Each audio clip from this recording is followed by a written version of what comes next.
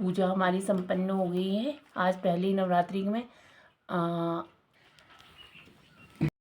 आज सभी का दीपक की दुनिया में स्वागत है और आज नवरात्रि का पहला दिन है और सभी लोग का व्रत होगा, काफ़ी लोग का व्रत होगा। माँ दुर्गा आप सभी पे ऐसे ही कृपा बनाए रखें।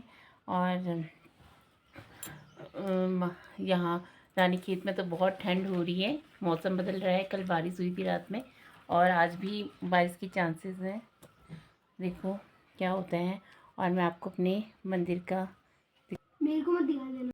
पहली नवरात्रि में शैलपुत्री का आवाहन करते हुए हमने जो हरेला भी बो दिया है। और आप सभी को नवरात्रि की हार्दिक शुभकामनाएं और आपकी नवरात्रियां बहुत अच्छी जाएं और आपकी जो मनोकामनाएं हैं माँ दुर्गा आप सभी का की मनोकामनाओं को पूरा करे। यही मैं माँ दुर्गा से निवेदन करती हूँ, विनम्र निवेदन है मेरा।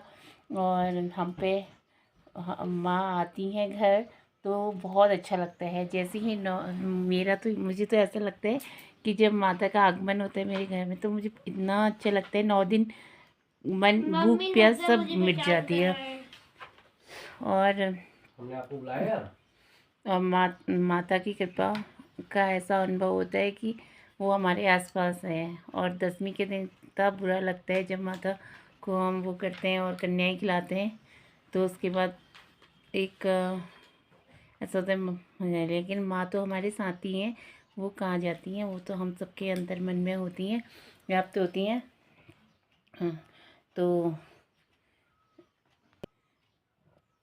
कितने लोग नवरात्रि का फास्ट अलग अलग तरीक़ों से सभी लोग अपने तरीके से जिसको जिसके अपने अकॉर्डिंग जिसको जैसा लगता है वो अपने हिसाब से नवरात्रि का व्रत करता है। मेरा तो फलाहार चलता है, मैं हमेशा से फलाहार करती आई हूँ। मैंने बचपन से ही नवरात्रि के व्रत किए हैं तो मेरा तो एक अलग ही लगाव है माँ से। और शादी के बाद मेरे पति भी मेरे साथ मेरा पूरा सहयोग करते हैं। वो भी कहते हैं नहीं मैं भी फलाहार ही करूँगा चाहे वो कितने भी थके हों। और इस बार तो मेरे दोनों बच्चों ने भी पहला नवरात्रि का व्रत किया है। देखते हैं, बड़ा वाला तो बोलता है मैं पूरी ही नवरात्रि करूँगा। अब माँ उसको शक्ति दे और वो पूरी नवरात्रि कर सके।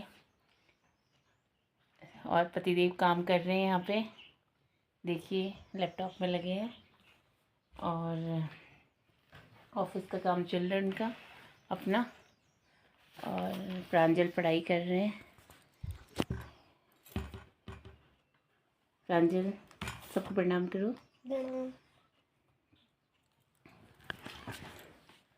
और आप सभी लोग क्या कर रहे हैं सब बताइएगा। कोठारी जी ने आज थोड़ा पूजा में देर हो गई हमारी तो आज मंदिर हमारे पास में ही गुलजी मंदिर है, वहाँ पे कीर्तन होते हैं। सभी लोग बोल रहे थे आना आप।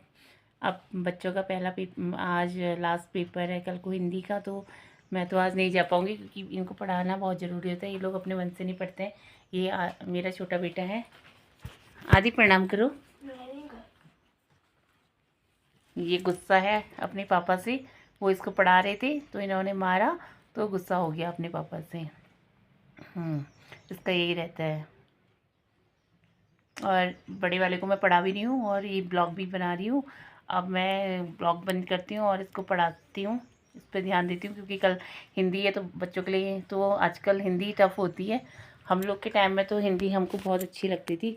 अब हम लोग के लिए जैसे इंग्लिश टफ़ होती है तो इन लोग के लिए ये, क्योंकि उस समय हम लोगों ने तो इंग्लिश मीडियम में नहीं पढ़ा था, लेकिन इन लोग को जो पढ़ रहे हैं तो इनकी हिंदी वीक होती है। टीचर्स भी उतना अच्छा नहीं पढ़ाते। जैसे हम लोग के टाइम में तो इतना अच्छा पढ़ाते थे कि एक बार में याद हो जाता था कोई भी चीज़ होती थी। तो अभी ये लोग को कितना ही पढ़ा लो, वो देखो पापा के साथ पीछे वहाँ पे छुप रहा है और उनसे गुस्सा भी है, उन्हीं के पास जा रहे हैं। चलिए फिर मैं आपसे मिलती हूँ। अगर आपको मेरा ये ब्लॉग अच्छे लगते हैं तो आप लाइक और शेयर ज़रूर करिए और कमेंट्स करिए। आप लोग कमेंट्स नहीं करते और ना शेयर कर रहे हैं। देखना ही नहीं है, लाइक भी करना है और बेल आइकन को दबाइएगा, ठीक है। लाइक लाइक शेयर सब्सक्राइब ज़रूर करिए प्लीज़, और हमको आगे बढ़ाइए।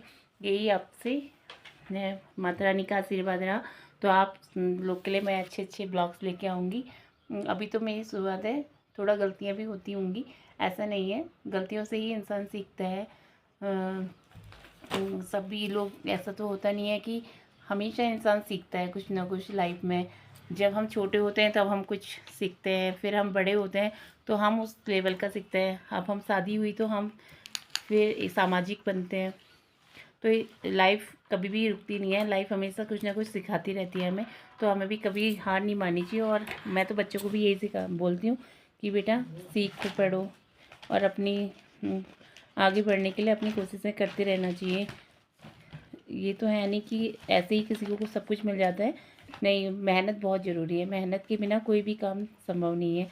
आज हमने शुरुआत की है, थोड़ा गलतियाँ होंगी, उसी से हम सीखेंगे। तो आप लोग का अगर ऐसे ही प्यार मिलेगा तो मैं ज़रूर ब्लॉग बनाऊंगी। और आप लोग सपोर्ट करिए प्लीज़, लाइक शेयर सब्सक्राइब ज़रूर करिए मेरे चैनल को, दीपा की दुनिया को। यहीं पे मैं ब्लॉग का ख़त्म करती हूँ और बाय।